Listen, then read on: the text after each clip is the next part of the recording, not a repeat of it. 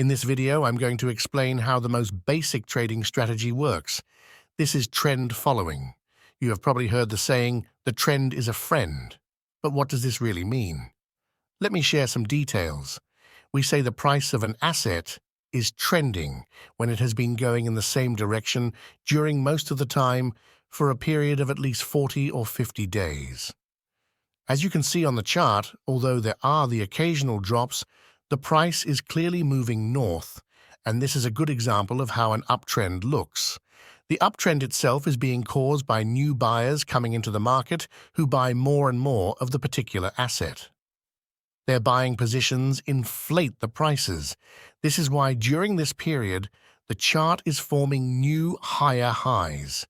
This is the prevailing tendency. The asset is in high demand, and if you trade against all those buyers who are now in control, you will lose. This is where the saying, the trend is a friend, comes from. It's not risk-free, but it's more likely to win if you trade in the same direction as most of the market participants. To apply the strategy, you first need to establish the direction of the trend. You can either use a technical indicator, as I have used the moving average, or you can use a diagonal line to connect the bottoms of the chart. If every bottom is higher than the one before, this is considered an uptrend, and you will be buying the asset.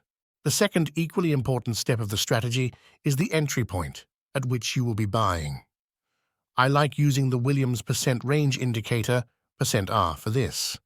It is an oscillator indicator which tells me if the price is overbought or oversold. These two extremes in the values are going to be the entry zones for your trades. In this case, your buying position needs to be placed when the %R is below -80.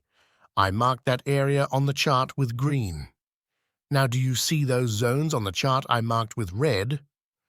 This is a bad entry for a trade because even though this is an upward trend, when the prices reach a new high, it's very likely that some of the early buyers will start selling to cash out their profits.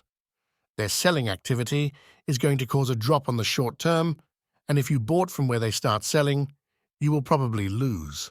To sum things up, trend followers will look to first establish the direction, either up or down.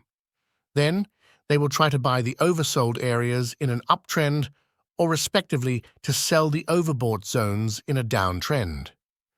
The indicators I use are the 50-period moving average and the 18-period Williams percent range, both applied on the daily time frame.